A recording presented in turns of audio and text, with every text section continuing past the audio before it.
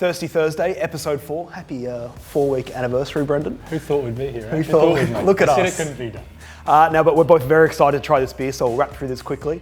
As always, what we're going to do, we're going to talk a bit of craft beer, a little bit of footy. We're going to have an amazing guest come on in a few seconds. But first, do you want to chat about the beer? This is the Willie the Boatman Cappuccino Stout, which you picked up this morning, I think. I've never tried this, and I'm so excited for this. So Willie the Boatman, if you've ever been on Marrickville's Mel and kind of inner west, amazing pub crawl, Willie the Boatman is your first stop.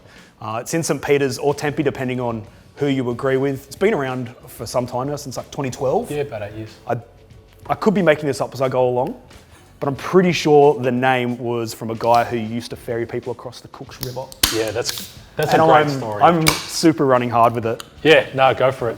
So what is it? He's got like a little ferry, like you set up a business down there on the Cooks River. I had a few beers last night and kind of researched it, and then when I woke up, I was like, oh, yeah, all right. So it could be that, might not Something be. like that. What you should do though is, when you do get the opportunity to go to the brewery, and I highly recommend it, ask Nick and Pat. They're the owners, they're always behind the bar there. Maybe put aside a few hours, because they absolutely love a chat, and I've murdered that pour. Taste test. Yeah, let's do it. Cheers. Crack straight in. I used to hate the taste of coffee, but I always loved like cappuccino stouts. Very different now. Love caffeine, love coffee. That is amazing. It is so smooth. Either way. So there's 100 different milk stouts you can get now. The cappuccino stout, 5.8%, a damn triumph. That's so good. What I don't really like with some stouts, where they're super milky, like the lactose comes through and you're like, it kind of feels like I'm drinking like a really cold, slightly boozy coffee. Yeah. That is just damn delicious. Could taste like a homemade, iced latte alcoholic beverage. But the balance is really good between the beer and the coffee. Like the coffee comes through rather than the milk, if that makes sense. So I got that from BWS. It's also available through Beer Cartel, and obviously through the brewery. You can get growlers and everything there. Actually, at the brewery, they do a nitro stout as well, which, if you do know what that does differently, let us know in the comments. My understanding of it is that it redistributes the bubbles, which is good. Which is a good thing. Which is good. Yeah, we're pro bubble distribution. Does that make it fizzier? Because this is quite smooth. This is not like a fizzy beer. This is very smooth, more like the coffee. It's damn delicious. If you have tried the beer, let us know below what your thoughts are.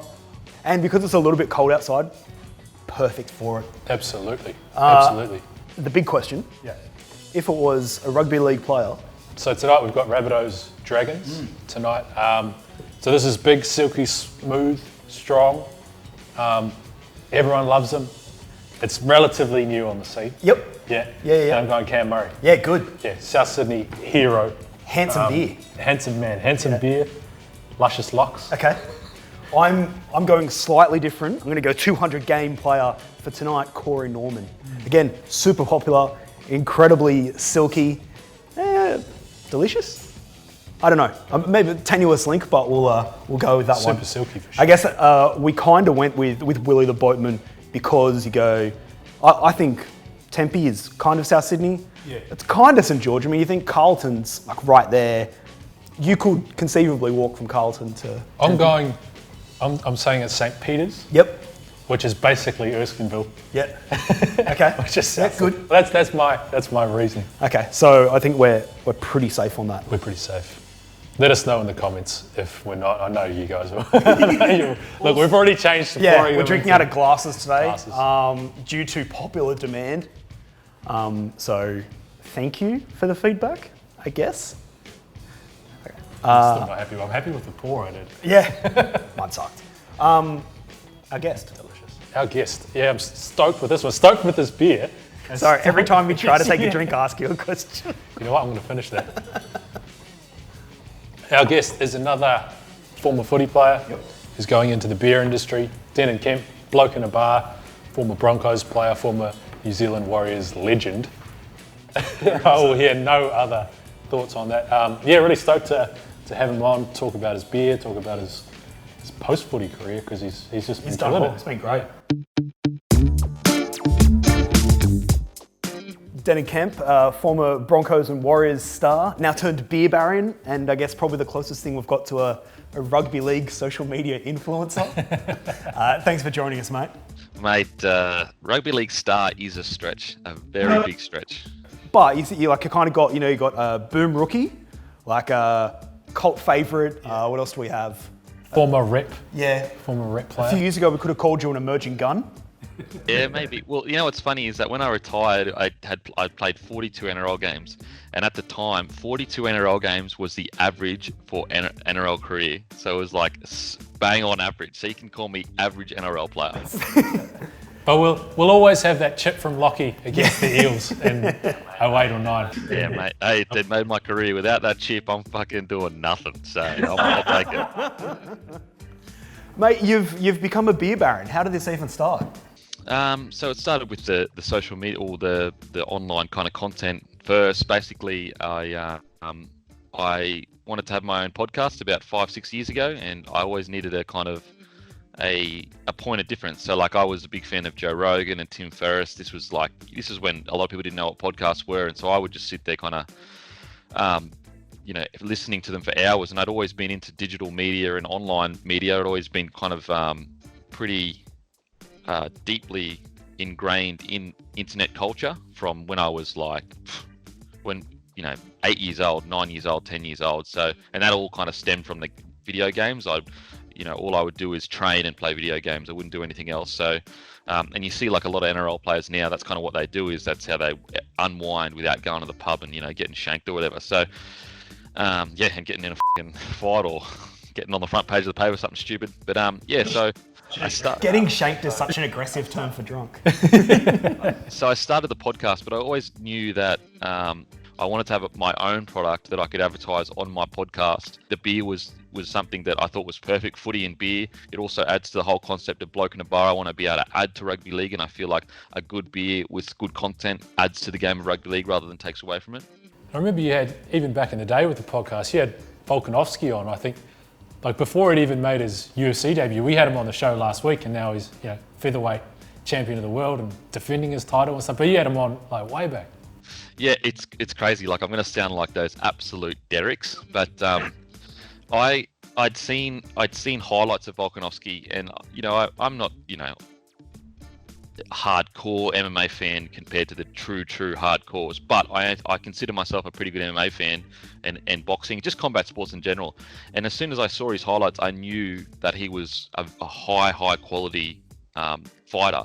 Whereas sometimes I get sent highlights, and this is no disrespect to the people that get sent highlights, I kind of know that they just don't have it. They don't have the explosiveness. Their technique is pretty poor.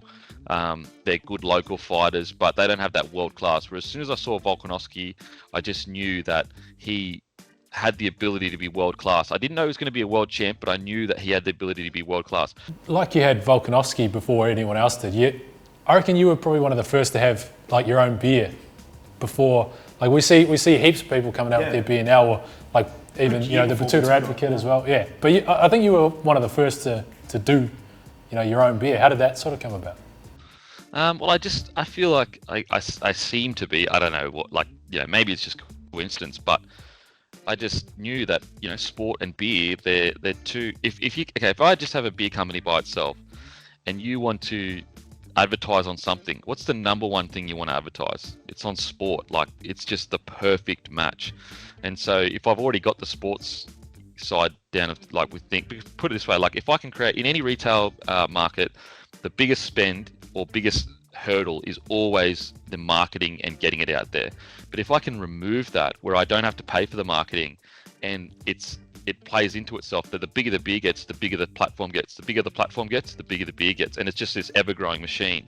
Plus, again, it always added to the message of how does this add to the game of rugby league? And I feel that, a good quality beer that's easy to drink can add to a game, because there's nothing better, honestly, like finish work, sit down, cold beer, and the footy's like, that is fucking heaven. So that was my thought process.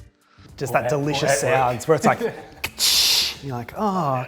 So what's the go with Cam Munster and Damian Cook? Like obviously they're involved, they pushed out a fair bit, but are they just kind of brand ambassadors for you, or what's the go there? No, they're just some mates that were willing to help out. So I just reached out to them. I said, "You'd be perfect. Can you do a photo shoot for us?" So they're not involved in the company, like, ownership wise or anything. They were just mates that I'd known for quite a while, and I just said, like, Cam Munster, he represents the brand like perfectly. He's a bit of a grub, but he also loves a beer. He's also a gun. And Cookie, he's obviously just a fucking gun, and I've known them both for quite a while. So that was more just them being absolute legends, and that's what's been so humbling with the footy community, and why I'll try to give back as much as I can. Without going into detail, there's been times where I've tried to donate money to rugby league, because situations like that, you've got the number 9 for Australia, the number 6 for Australia, willing to just come on and promote your beer, and their promotion is worth so much money, and they just refuse to even consider you paying that amount of money. So yeah, they were just legends, man, absolute legends. So I owe them and the rugby league community essentially everything that has been successful is to the footy community and the players. The buy-in that you've had from players, like obviously you got like a massive following from just blokes like us and footy fans, but the buy-in from players as well is something really cool to see too. Oh, absolutely. Like, and it's that certified tick from them. Like, when the footy players buy in, that's the certified tick you need in the rugby league community, because basically it says, we think this guy is decent, and so all of the people that respect the footy players go, well, if they think he's decent, he must be okay. Like, I think there's been times where like Latrell has put things up and said, Bloke in a Bar is a great place to get your news and that, and it's just as I said, like, everything is because the players have supported it, the community has supported it, and it's and I'm well aware of that. So I'll always keep that in the forefront of my mind, that no matter how big this gets, you just got to remember that as much as we can, try to give back to the community that has given me so much.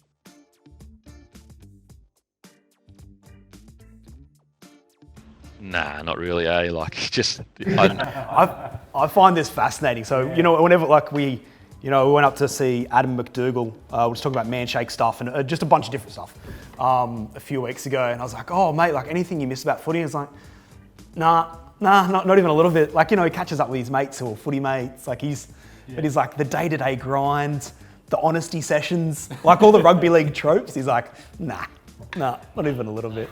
Nah, no way. Like, and also, you were just always sore. You were always injured and sore. Like, your shoulder needed to be reconstructed. Your knee was torn. Like, it was just constant soreness. And you don't realize, like, that's just not normal until you quit. Whereas it's just like so good to be able to like retire and be like, I don't have to be in pain all the time and anxious about, you don't feel right and you're about to run out of field, you're getting needled and you're like, shit, I hope I don't play bad. And it's just constant. Obviously I miss, if you could go in there and like just train twice a week and like, just enjoy yourself and then like choose not to play if you didn't want to play, that'd be great. But it's just that grind that I don't miss. Yeah. It's a fairly niche agreement. I don't know if that's probably going to come about anytime soon. It sounds like some... Surely Sonny Bill Williams got a niche agreement somewhere. He can rock up if he wants. If not, it's all good. Mate, what do you reckon? Sonny Bill valued at 900k. Does that seem like overs to you or about fair? Well, I mean, yes, he's valued at 900k, but also it's like, not really. They've got that money sitting there anyway. They weren't going to use it. They got rid of a guy in that cap to move him on that I don't think had played NRL yet, or only played a little bit of NRL. But I think if you're going to say to yourself, look, if we pay 150k, let's just assume it's that, we increase our chances of winning a premiership by, because what it does is I think it has a little bit to do with his playing ability, obviously, but he is 35, and anyone that's watched him play overseas is that he's definitely not the player he was in 2013. But it just adds that special that sprinkle of that special sauce or whatever that makes you win a premiership. You bring Sonny Bill Williams into your squad and all of a sudden there's something special about this year. And I think that's what they're aiming for. Obviously his excellence and his elitism is something that we all are aware of. But I also think it's that add a little bit of special sauce that can make this three-peat even more of a reality for the Roosters. We should probably, considering the game's about to start, we should probably wrap up. Mate, any predictions for tonight? Oh man, the Rabbitohs are such a hard team to watch because like if they just completed their sets, they're a top 4 side. But they just seem to struggle to put that together, and that has been their issue over the last year or two is, or even 3 years, is that they just can't, that mental edge of like high completion, they just seem to struggle with it. So if they can, and Latrell back, they really struggled for points without Latrell. I think that they'll get the job done.